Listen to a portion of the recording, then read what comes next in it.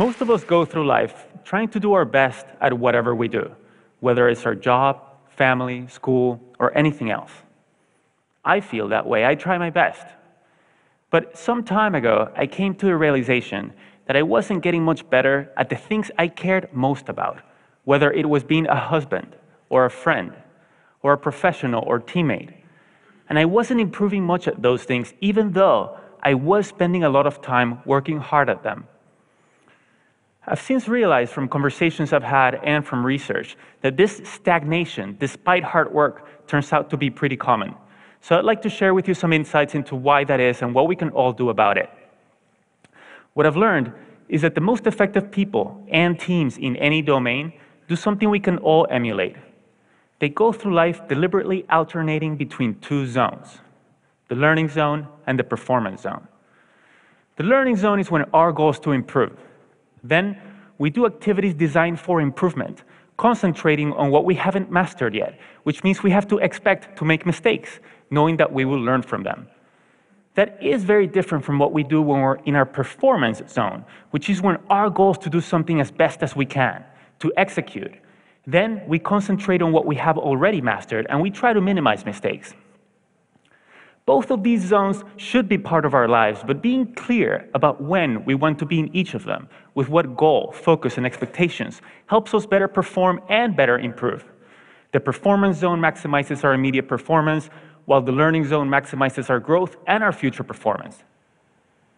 The reason many of us don't improve much, despite our hard work, is that we tend to spend almost all of our time in the performance zone. This hinders our growth, and ironically, over the long term, also our performance.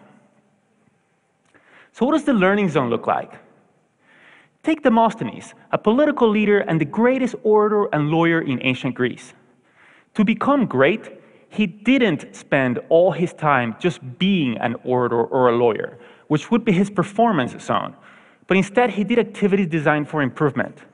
Of course, he studied a lot. He studied law and philosophy with guidance from mentors, but he also realized that being a lawyer involved persuading other people, so he also studied great speeches and acting. To get rid of an odd habit he had of involuntarily lifting his shoulder, he practiced his speeches in front of a mirror, and he suspended a sword from the ceiling so that if he raised his shoulder, it would hurt.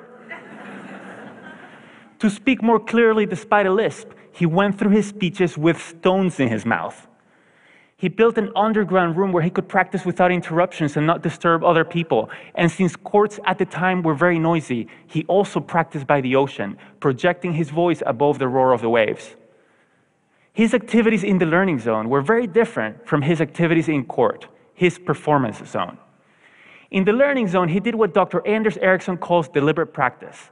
This involves breaking down abilities into component skills, being clear about what sub-skill we're working to improve, like keeping our shoulders down, giving full concentration to a high level of challenge outside our comfort zone, just beyond what we can currently do, using frequent feedback with repetition and adjustments, and ideally engaging the guidance of a skilled coach, because activities designed for improvement are domain-specific, and great teachers and coaches know what those activities are and can also give us expert feedback.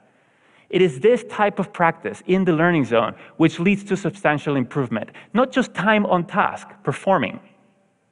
For example, research shows that after the first couple of years working in a profession, performance usually plateaus.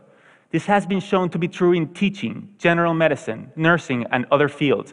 And it happens because once we think we've become good enough, adequate, then we stop spending time in the learning zone. We focus all our time on just doing our job, performing, which turns out not to be a great way to improve. But the people who continue to spend time in the learning zone do continue to always improve. The best salespeople, at least once a week, do activities with the goal of improvement. They read to extend their knowledge, consult with colleagues or domain experts, try out new strategies, solicit feedback, and reflect. The best chess players spend a lot of time not playing games of chess, which would be their performance zone, but trying to predict the moves grandmasters made and analyzing them. Each of us has probably spent many hours typing on a computer without getting faster. But if we spend 10 to 20 minutes each day fully concentrated on typing 10 to 20% faster than our current reliable speed, we would get faster, especially if we also identify what mistakes we're making and practice typing those words. That's deliberate practice. In what other parts of our lives, perhaps that we care more about, are we working hard but not improving much because we're always in the performance zone? Now, this is not to say that the performance zone has no value. It very much does. When I needed knee surgery, I didn't tell the surgeon, poke around in there and focus on what you don't know. We'll learn from your mistakes. I looked for a surgeon who I thought would do a good job, and I wanted her to do a good job. Being in the performance zone allows us to get things done as best as we can. It can also be motivating, and it provides us with information to identify what to focus on next when we go back to the learning zone. So the way to high performance is to alternate between the learning zone and the performance zone, purposefully building our skills in the learning zone, then applying those skills in the performance zone. When Beyoncé is on tour, during the concert, she's in her performance zone. But every night when she gets back to the hotel room, she goes right back into her learning zone.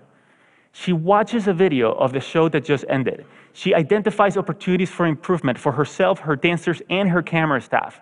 And the next morning, everyone receives pages of notes with what to adjust, which they then work on during the day before the next performance. It's a spiral to ever-increasing capabilities, but we need to know when we seek to learn and when we seek to perform. And while we want to spend time doing both, the more time we spend in the learning zone, the more we'll improve. So how can we spend more time in the learning zone? First, we must believe and understand that we can improve, what we call a growth mindset. Second, we must want to improve at that particular skill. There has to be a purpose we care about, because it takes time and effort. Third, we must have an idea about how to improve, what we can do to improve. Not how I used to practice the guitar as a teenager, performing songs over and over again, but doing deliberate practice. And fourth, we must be in a low-stakes situation. Because if mistakes are to be expected, then the consequence of making them must not be catastrophic or even very significant. A tightrope walker doesn't practice new tricks without a net underneath, and an athlete wouldn't set out to first try a new move during a championship match.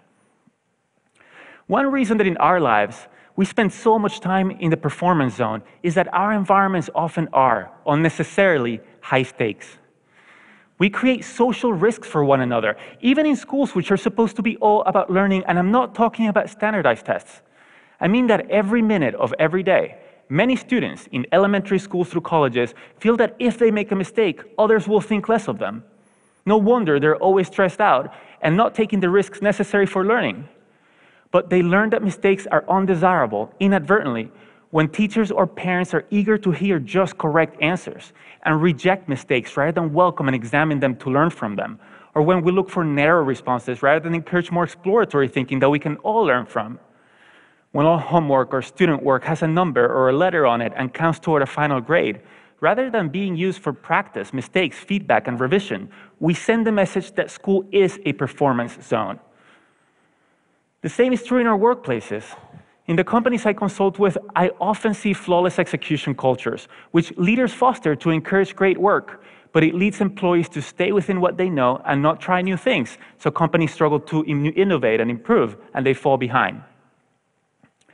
We can create more spaces for growth by starting conversations with one another about when we want to be in each zone. What do we want to get better at and how? And when do we want to execute and minimize mistakes? That way we gain clarity about what success is, when, and how to best support one another. But what if we find ourselves in a chronic high-stakes setting, and we feel we can't start those conversations yet? Then here are 3 things we can still do as individuals. First, we can create low-stakes islands in an otherwise high-stakes sea. These are spaces where mistakes have little consequence. For example, we might find a mentor or a trusted colleague with whom we can exchange ideas or have vulnerable conversations or even role play. Or we can ask for feedback-oriented meetings as projects progress. Or we can set aside time to read or watch videos or take online courses. Those are just some examples.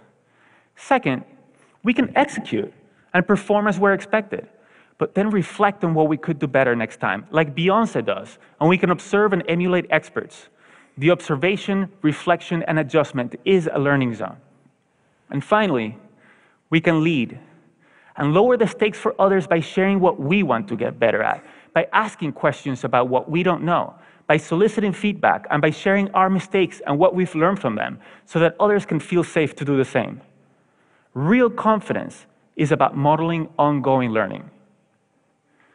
What if, instead of spending our lives doing, performing, we spent more time exploring, asking, listening, experimenting, reflecting, striving, and becoming?